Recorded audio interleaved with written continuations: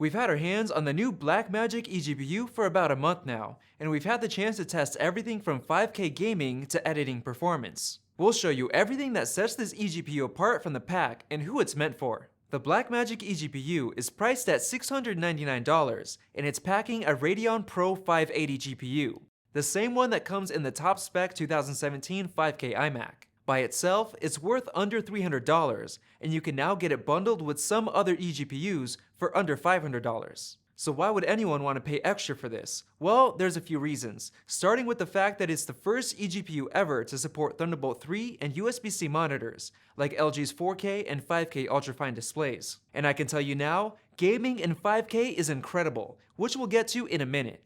You can use those ports to connect to any Thunderbolt 3 Mac, and it'll provide 85 watts of charging power for your MacBook. But unfortunately, the eGPU doesn't work with Windows 10, at least not yet. Now, if you don't have or don't plan on buying an LG ultrafine display, it'll work with any USB-C, HDMI, or even a DisplayPort monitor if you buy an adapter. It's also packing 4 USB 3.1 ports, which a lot of less expensive eGPU boxes don't include. You can use those to connect external storage drives, keyboards, mice, or simply charge your phone.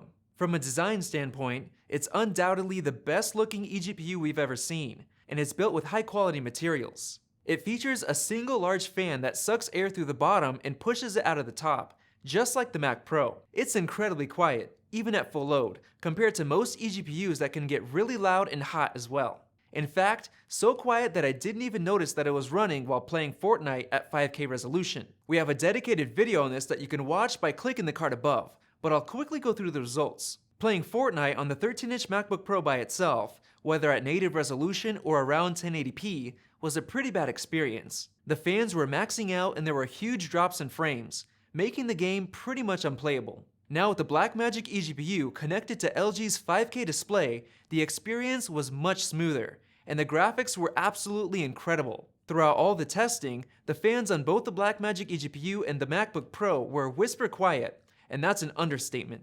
We also tried 4K with maxed out settings, and it looked much worse than even 5K at medium settings. The FPS for all these settings weren't bad at all considering the high resolutions, and we rarely experienced frame drops using the Blackmagic eGPU. Now let's test performance using the 2018 base 13-inch and top-spec i9 15-inch MacBook Pros. In Geekbench 4's OpenCL test, the Blackmagic eGPU offers a massive improvement in performance over both MacBook Pros. We also tested the Unigine Heaven gaming benchmark, and the 13-inch MacBook Pro combined with the Blackmagic eGPU greatly outperformed the 15-inch by itself, but scored a couple of FPS less than the 15-inch with the eGPU.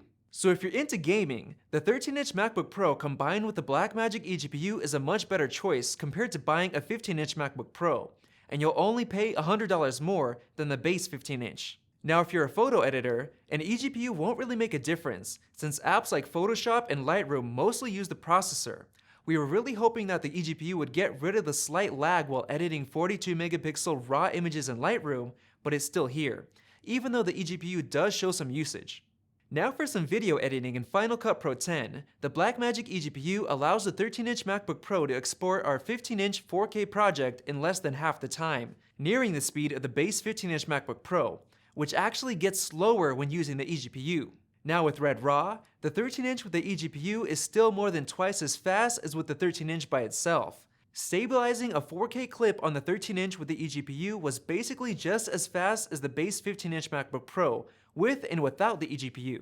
And to our surprise, the 13-inch MacBook Pro with the eGPU was faster in the Bruce X 5K benchmark, finishing almost 3 times faster than the 15-inch MacBook by itself. Lastly, we tested Canon RAW on the 15-inch MacBook Pro with and without the eGPU, and saw a pretty big improvement, not only in export speeds, but timeline smoothness as well. As you can see, the Blackmagic eGPU isn't really worth it if you have a 15-inch MacBook Pro, unless you're editing Canon RAW files, since that codec puts a huge load on the GPU. On the other hand, if you own a 2018 13-inch MacBook Pro, it's definitely appealing because of the new quad-core processors no longer being a limitation as with the 2017 13-inch dual-core models. You get the added portability when on the go and a quad-core 8GB Radeon Pro 580 workstation in the home or office, nearing the performance of a 15-inch i9 MacBook Pro. Overall, the Blackmagic eGPU is a specialty product that makes a lot of sense for a smaller group of people. It's more expensive than other solutions using the same GPU, and it's not upgradable.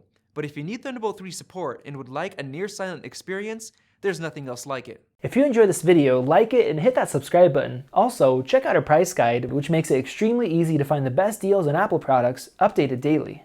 Be sure to follow us on social media, and we'll see you in the next video.